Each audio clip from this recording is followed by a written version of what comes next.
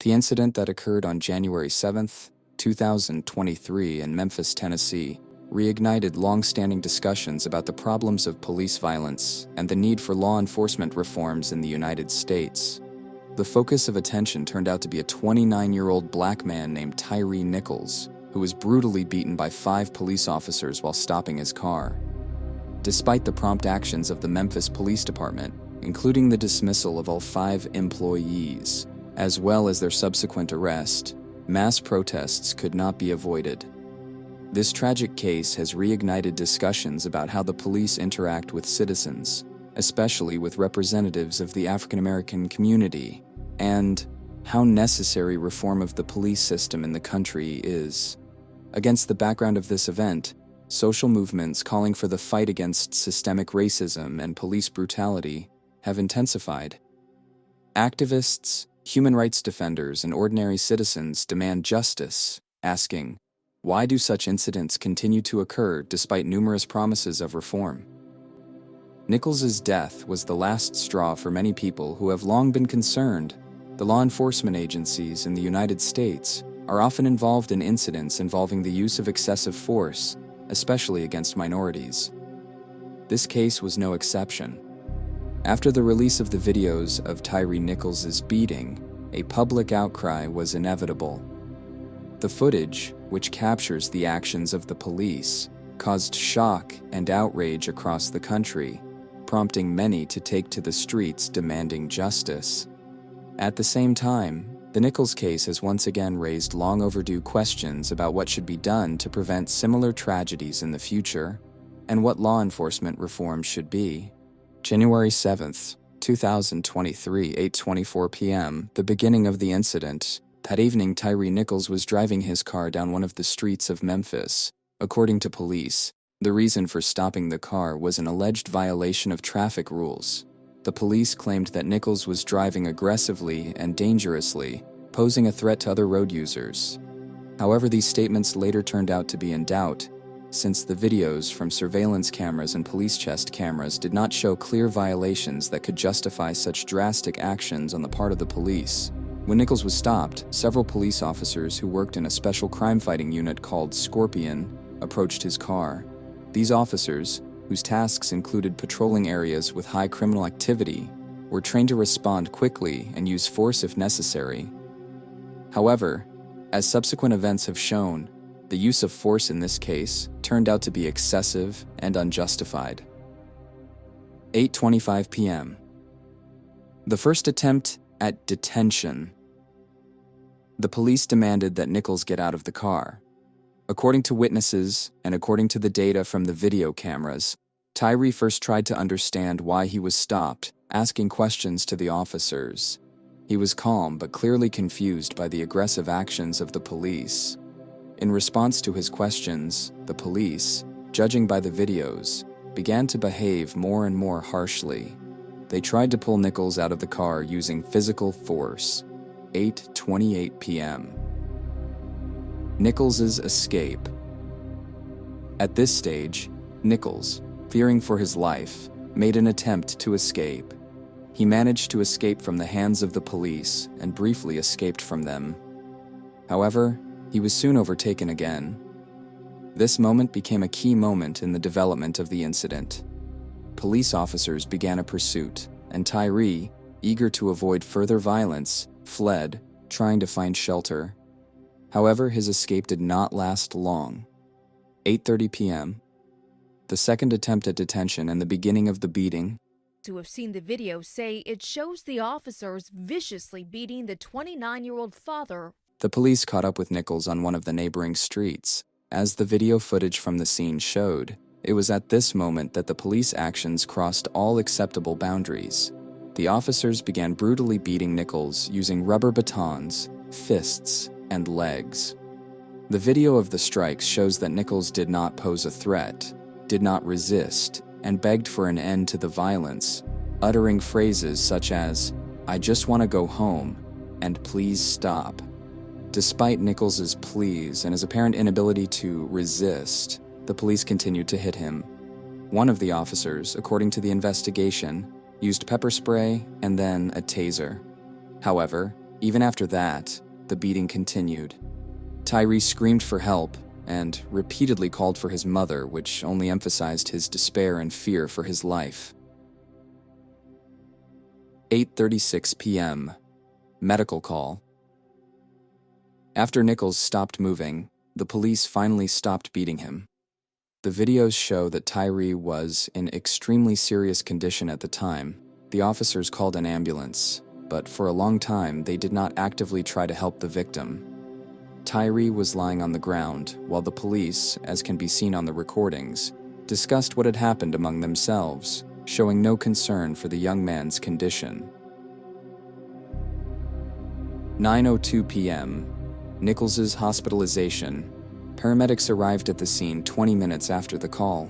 Tyree Nichols was immediately taken to the hospital, where his condition was assessed as critical. Despite the efforts of doctors, the young man's condition continued to deteriorate. 3 days later, on January 10, 2023, Tyree Nichols died in hospital from his injuries. Doctors recorded multiple bruises, broken bones, and internal injuries caused by the beating. It was determined that the cause of death was a cerebral hemorrhage, caused by the blows that Nichols received during the beating. The police officers who detained and brutally beat Tyree Nichols were members of a specialized Memphis Police Unit known as the Scorpion, street crimes operation to restore peace in our neighborhoods.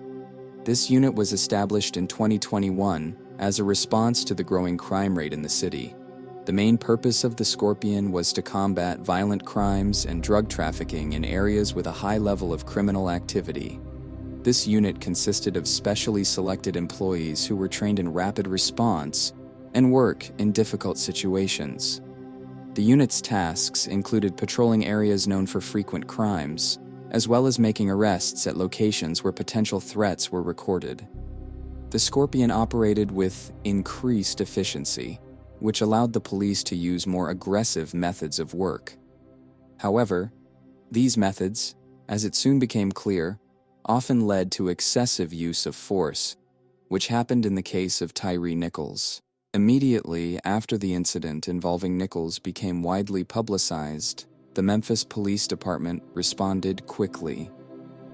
On January 20th, 2023, a few days after Nichols' death, Memphis Police Chief Saralyn Davis issued a statement condemning the actions of her subordinates and promising to conduct a full and independent investigation.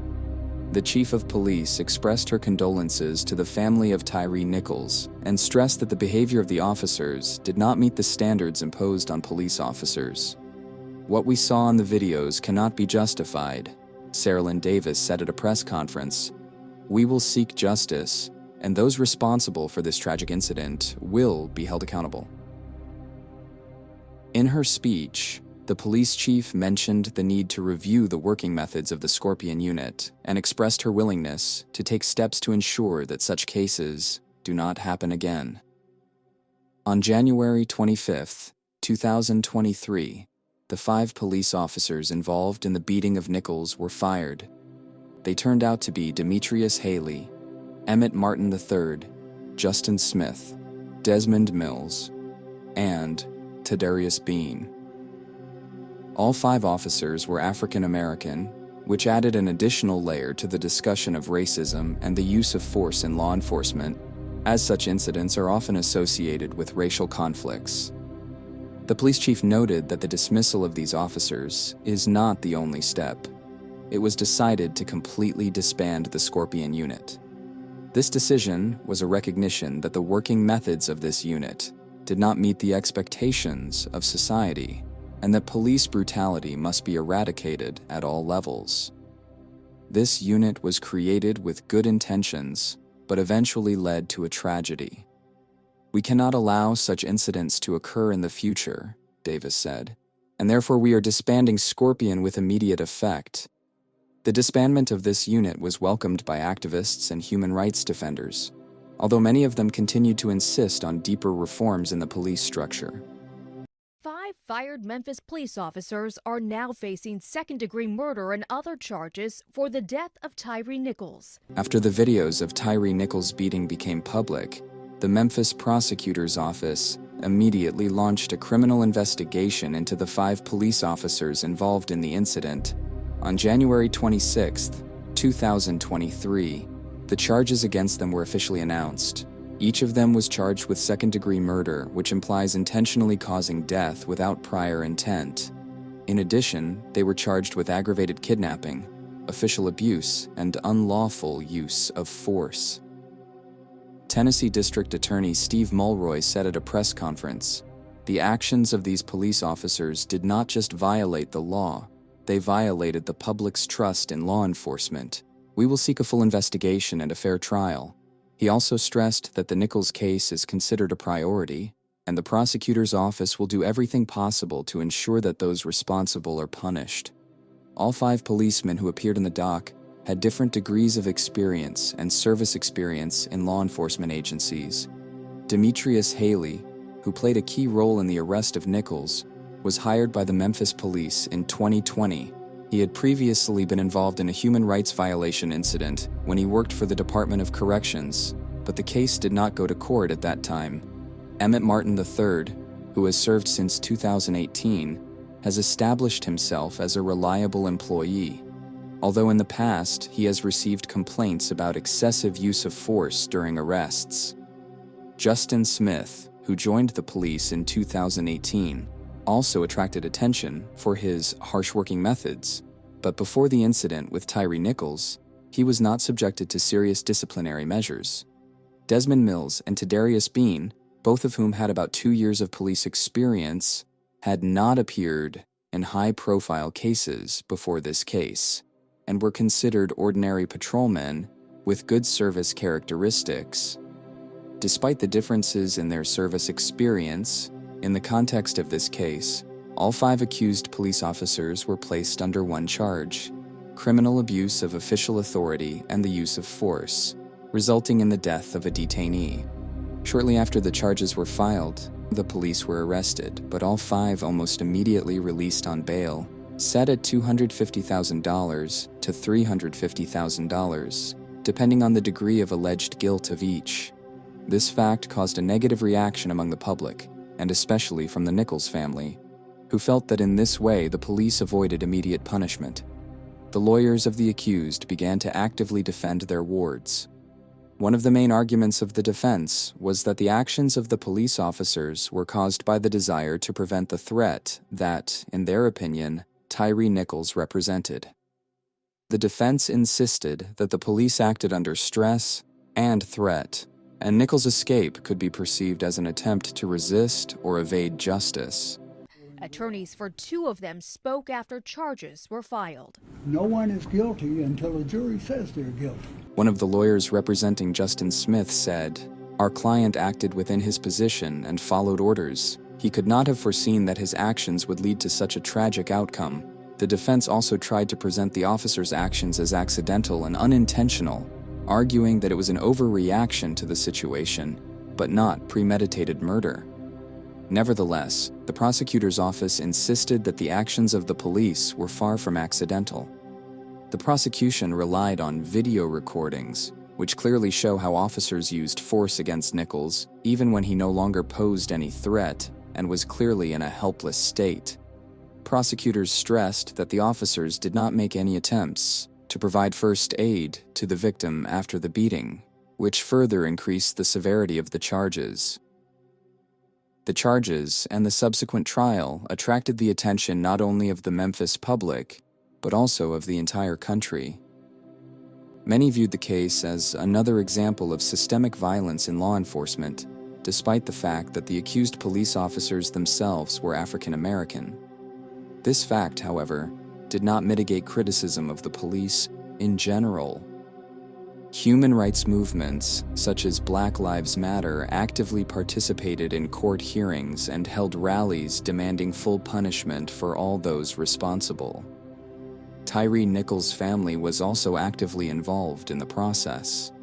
Nichols' mother, Rowan Wells, expressed her disappointment at the actions of the police and said she found it hard to believe that people charged with protecting the public could have been involved in such a brutal crime.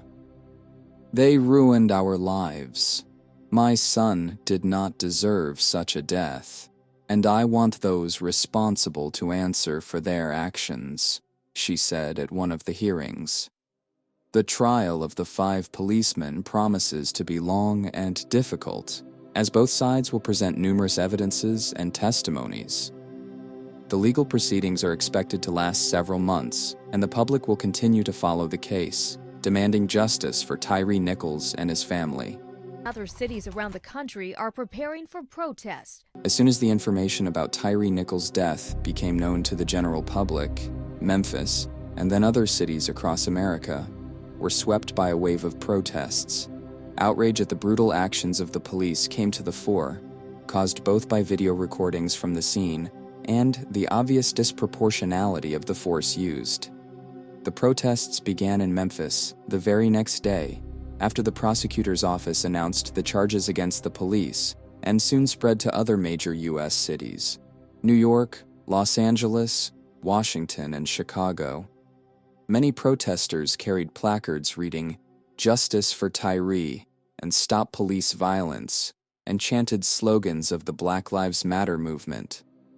The African American rights movement has once again become an important center for uniting the public seeking reforms in the law enforcement system. The protesters demanded justice not only for Nichols, but for all victims of police brutality, especially among the African American population. These demonstrations were generally peaceful, although there were clashes between protesters and police in some cities. Immediately after the first protests, a number of prominent human rights activists issued statements calling for more radical police reform.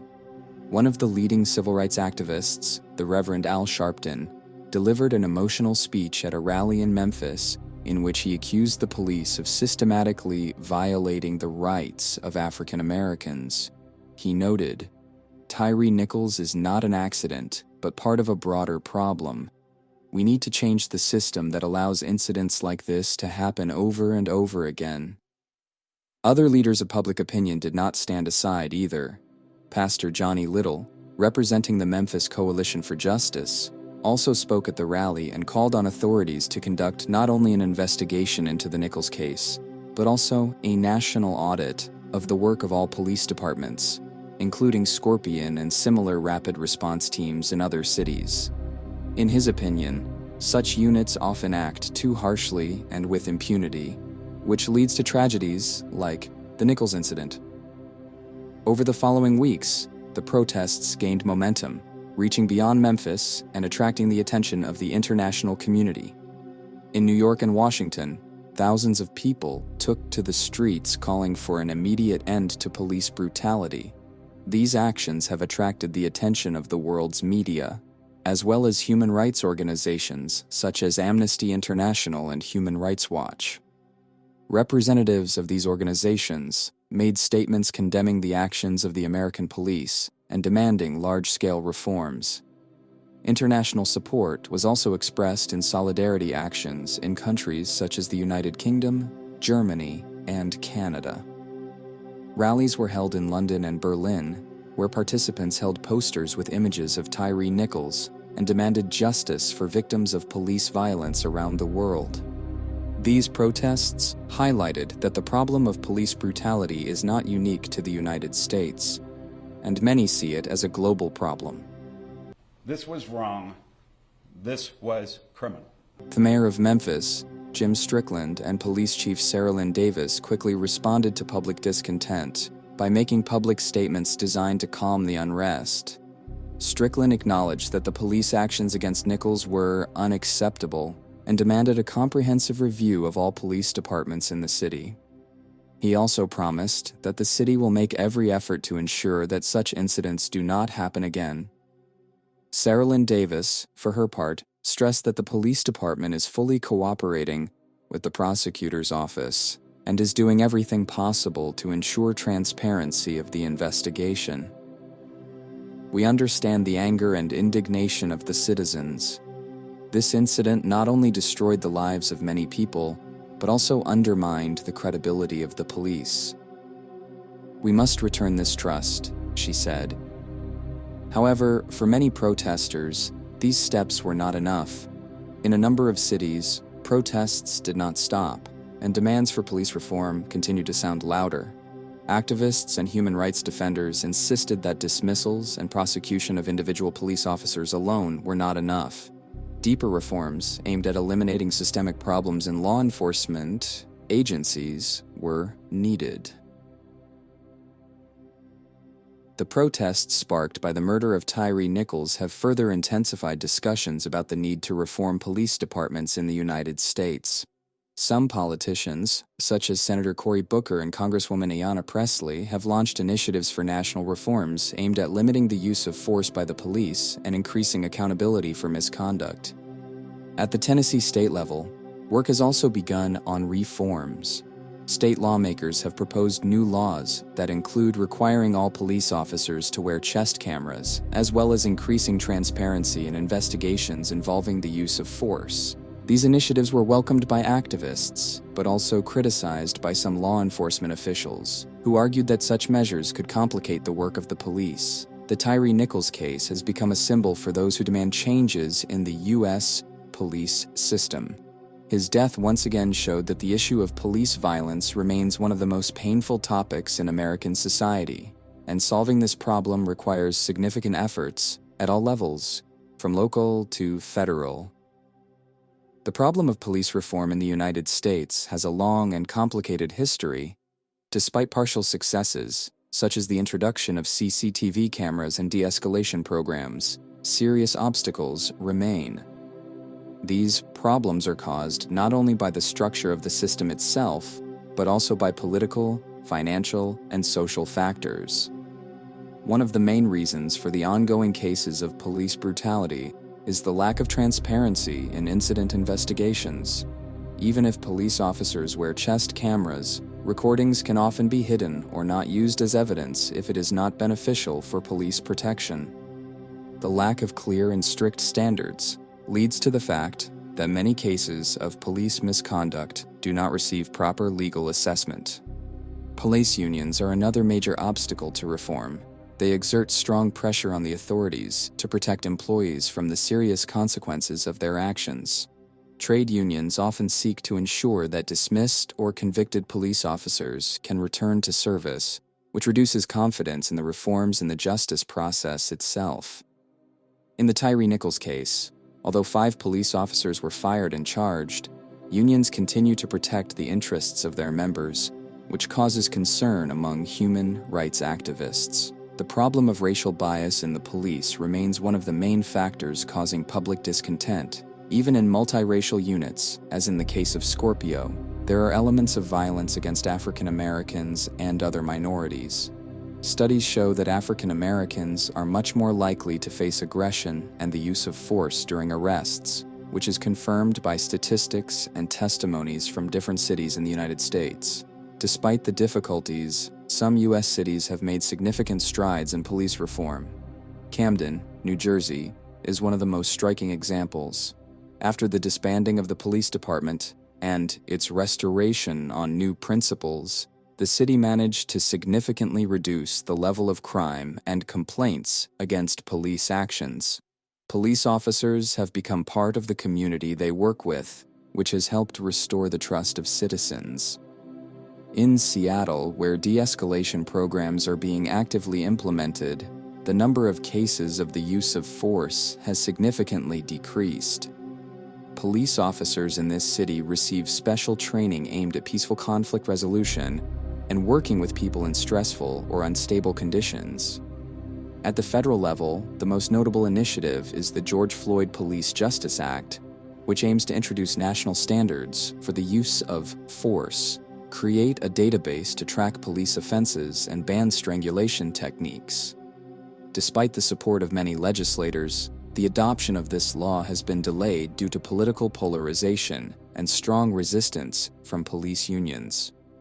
Experts believe that for successful reform, it is necessary to implement programs aimed at improving police training, developing public control, and combating systemic racism.